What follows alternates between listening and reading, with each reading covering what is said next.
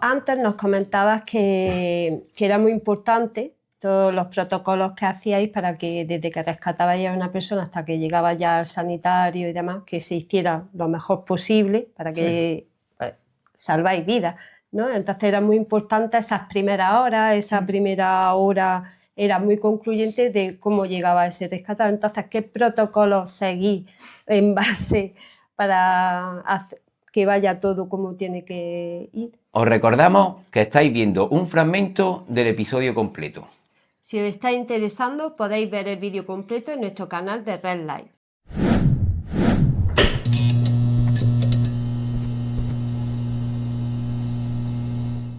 Me encanta esa pregunta, porque vamos a otra de las patas de los bomberos. Hemos hablado de la formación, hemos hablado de la jerarquía, hemos hablado no sé cómo lo hemos planteado, de la obediencia, o sea, un poco de la disciplina, exacto. Hemos hablado de la disciplina, hemos hablado de la formación, de la motivación. Y otra pata para mí importante son los protocolos. Protocolos, procedimientos, como los queramos hablar. Una palabra que parece que entre bomberos genera urticaria, pero creo que es la única forma de que se haga un trabajo profesional. Que las cosas estén protocolizadas, que estén escritas. Que sean protocolos abiertos, que se puedan modificar en el tiempo, sí, pero que haya una base de unos procedimientos. Entonces, muchos parques de bomberos carecen de estos protocolos. Muchísimos.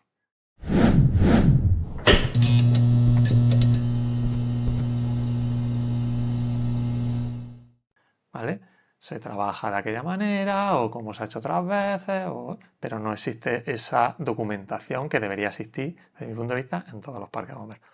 Creo que sería fundamental, ¿vale? Entonces, en conclusión, ¿no hay un protocolo o sí no lo hay un pero protocolo, no se ejecuta? no hay protocolo. Y cuando lo hay, pues no sé en los parques que lo haya, no sé cómo se ejecutará, si al pie de la letra o no, pero bueno, yo de mi experiencia no trabajo con protocolo. ¿Vale? Y volviendo a lo que me preguntas del tiempo de respuesta, pues es muy importante. De hecho, los últimos estudios, me voy a la parte sanitaria, porque como he dicho, en bomberos poco estudio hay, pero en la parte de sanidad, que sí hay muchos estudios, pues están hablando de de la hora de oro, de los 60 minutos, de que prima el tiempo, están omitiendo cosas como el tema de la restricción del movimiento espinal, del collarín, que antes se daba más como que había que hacerlo, ahora dicen que, bueno, si prima más el tiempo, si no hay que ponerlo, pero está primando muchísimo el tiempo. Y tú piensas que hay lugares que tardamos media hora, que luego nos ponemos a trabajar y que no sé qué. Piensa que una descarcelación en los campeonatos, en el Campeonato de España hay dos maniobras, una rápida y otra compleja, y me parece, que no me acuerdo, creo que la rápida era en torno a 15 minutos y la compleja no sé si se va a 20 o media hora. Eso en los campeonatos. Tú piensas en la vida, en el parque de bomberos, el campeonato que es, no digo que, pero hay gente que está entrenada para hacer eso, con dedicación, que se sabe las normas y que va a piñón. Y nos estamos yendo a media hora, 20 minutos. Pues imagínate una descarcelación en una situación real, con las complicaciones, con el entorno, con tal, claro. Pues que te puedes ir a una hora y pico. Si le sumas el tiempo que has tardado en llegar, el tiempo que has tardado en balizar, en fomentar la seguridad de la escena, tal, pues nos podemos ir a rescates de hora y media, 2 horas. Y ahí pues hay veces que estamos poniendo en riesgo la vida de un paciente que necesita ser trasladado al hospital en menos de una hora o... En esa hora importante que decía ahora. La hora de oro. Carlos, un camión puede pesar entre 20 y 40 toneladas. Y el impacto, la energía que libera en un impacto puede ser hasta 30 veces superior que en un vehículo. Además, muchas cabinas quedan completamente deformadas. Sí. ¿Qué cambia radicalmente en un rescate cuando un vehículo implicado es un camión o un vehículo pesado? ¿Sabes? ¿Y por qué requiere protocolo y una formación tan específica? Claro, cuando hablamos de rescate en vehículos ligeros hacemos mucho hincapié en el ocupante, muchísimo hincapié en el ocupante. Es decir, todas las técnicas tratamos de que al final el centro de esa maniobra sea el ocupante. Es decir, cómo está posicionado, para cómo de luego extraerlo, a qué grado, ¿vale? Porque, bueno, tenemos la posibilidad de que al ser un vehículo ligero, las operaciones son más llevaderas y podemos centrarnos en el estado de esa persona. ¿Qué pasa con vehículos pesados? Pues que cambia totalmente la perspectiva. No quiero decir, o sea, no voy a decir que en este caso el ocupante, el conductor, sea menos importante que en un vehículo ligero, porque es igual de importante, pero claro, ya el vehículo, o sea, la estructura del vehículo a la que nos enfrentemos ya coge mucho peso, en todos los sentidos. Es decir, claro, ya tenemos mucho peso, mucha más rigidez, materiales que no estamos acostumbrados a trabajarlos, nuestro material a lo mejor se queda corto en algunos casos, o no sabemos o por dónde, o estamos menos acostumbrados, ¿vale? Y sobre todo se trabaja mucho con el tema de la estabilidad y el movimiento de esas cargas, que es una cosa que los bomberos no estamos muy al día, ¿vale? Cuando tú manejas un coche de 1000 kilos, 1500 kilos, no hay problema. A ver, sí, es 1000 kilos, pero al final entre 4 o 5 tíos lo mueves. O sea, no te supone un desafío, pero cuando tú tienes un camión que pesa 40.000 kilos, eso sí es un desafío. Ahí sí tienes que saber qué material uso, mi material cuánto aguanta, cómo uso ese material, dónde están las cargas, cómo están repartidas, qué pasa si hago esto, qué pasa si hago lo otro. Tengo que estabilizar muy bien y así tengo un riesgo de que el camión se me caiga encima y me aplaste. Con el coche también lo tenía, pero entiéndeme, es un riesgo menor. Es que un coche se me caiga encima es menor y lo sé controlar bastante, pero un camión ya se complica la cosa. Entonces tenemos que hacer mucho trabajo previo hasta que podamos tener el escenario controlado y seguro y poder dedicarnos a extraer a la persona, que al final es lo importante. Pero hay mucho trabajo alrededor, porque el escenario es mucho más complejo. Las dimensiones son abismales con respecto a un vehículo ligero, no tiene nada que ver. Imagínate ya un tren, imagínate Wow. tal. Como el que ha pasado hace poco. Claro, como el Adamu. O sea, ya cambia todo, cambian las técnicas, cambian los materiales. Y encima, si estamos poco formados en vehículos ligeros, pues yo ya te lo dejo, te lo puedes imaginar la formación que tenemos en trenes. Cada uno O que en camión, opine- o en camiones o en Sí. trenes. Imagínate los pobres compañeros Que que hayan estuvieron tenido que allí, que intervenir, algunos claro. los conozco y hicieron un trabajo impecable y hicieron todo lo que pudieron. Pero imagínate esa gente, los conocimientos o la experiencia que pueden haber tenido en trenes.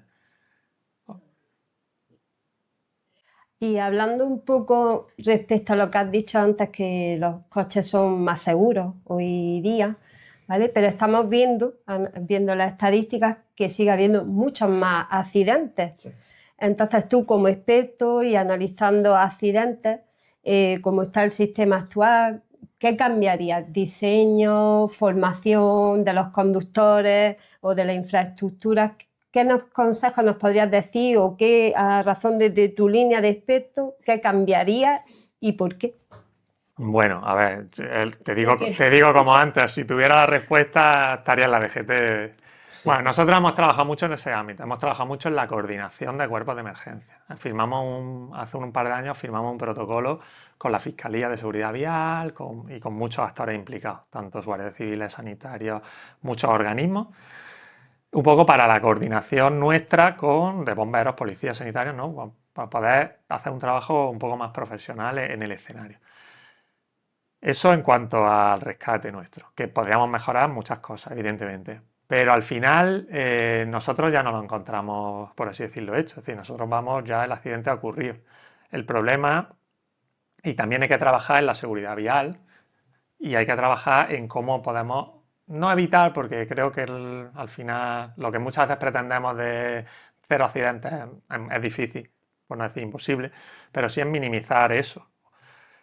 Y yo no sé la solución, la verdad. Es verdad que hay cada vez más seguridad pasiva y activa en los vehículos, que en las carreteras, por mucho que nos quejemos, están mejor que estaban hace 20 o 30 años. O sea, todo mejora, pero claro, a la vez sigue habiendo los accidentes. Entonces dices, si eso todo mejora y sigue habiendo accidentes, ¿por qué? Bueno, pues porque también surgen nuevos factores que provocan accidentes. Surgen distracciones que antes no existían.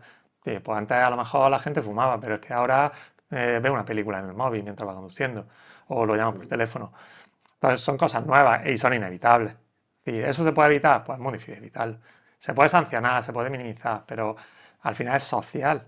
Y es una persona que está acostumbrada a mirar el móvil, socialmente es muy difícil, por mucho que lo multes, es muy difícil. Entonces son cambios en la sociedad y yo creo que lo mejor, o por lo menos lo mejor que podemos hacer o intentar hacer es la docencia y la sensibilidad a la gente, inculcarle a la gente esos valores, hacer más campañas, meterle a la gente esa información por medio de las redes, de la televisión, de donde sea, para que la gente al final, porque eso al final tiene que salir de uno mismo. Creo, ¿eh? Yo creo que tiene que salir de uno mismo. Es decir, yo miro el móvil cuando conduzco, yo lo asumo. Pero es que es una cosa que está tan dentro de nosotros ya socialmente que es difícil. Y por mucho riesgo que tengas que te multen, que te quiten puntos, que no sé qué, al final es difícil que alguien diga, no, voy a meterme en el coche, dejo el móvil en la guantera. ¿Cuánta gente hace eso? ¿Cuánta gente conocéis que se sienta a conducir y ponga el móvil en la guantera? O en el abrigo. Y se pegue 2 horas desconectado del mundo. Es difícil. Es difícil. Es difícil. Sí, y yo soy consciente que es un problema. Y yo estoy implicado como la mayoría de la gente. Pero al final se traslada más, yo creo, que al aspecto social que al aspecto de la seguridad vial. Porque en seguridad vial se están dando pasos importantes, se están intentando hacer cosas. Campañas, coches mejores, más seguridad, más lo otro, mejores rescates. Pero nadie, si tú al final tienes una distracción y tienes un accidente, eso es muy difícil controlarlo. La velocidad, pues lo mismo. Cada vez queremos llegar antes. ¿Por qué? Porque tenemos más prisa, porque tenemos más cosas que hacer. O creemos que tenemos más cosas que hacer. Pero no, ya la gente no sale y dice, bueno, ya está. Si llego 1 hora, y sigo andando. No, no, porque a la 1 tengo que estar aquí, a las 2 aquí. Entonces, vamos con prisa, vamos distraídos. Pues un coste es tremendo. Y aunque tengan más seguridad, aunque los coches sean más seguros, aunque todo sea mejor, si tenemos más accidentes, pues al final, por probabilidad, alguno pues sufre las consecuencias.